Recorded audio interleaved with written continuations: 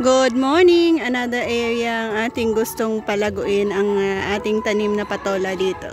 So nilagyan natin ng balag. So ganyan siya. Isa, dalawa, tatlong plat ang ating gagawin dito. Yan. So ganyan ang ginagawa natin. Ha? Pagka ganyan.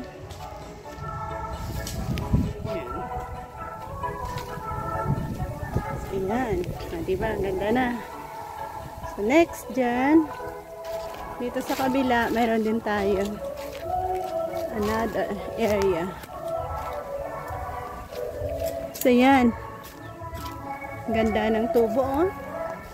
Naaasa tayo dito na maganda ang outcome ng ating tinatanim dito.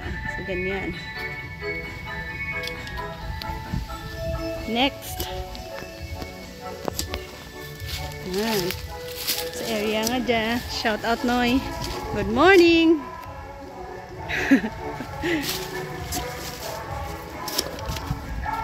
May mga tanim na yan eh.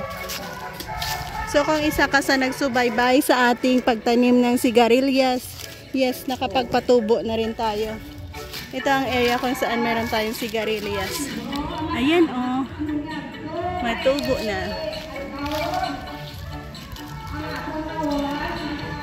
Wow! So, sa ating okra, a good.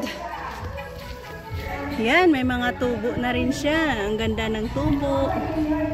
Yan. So, padami na ng padami ang ating tinatanim dito sa ating garden. Shout out sa mga viewers natin.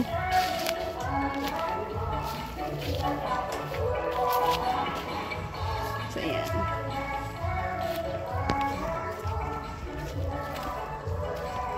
Okay, done?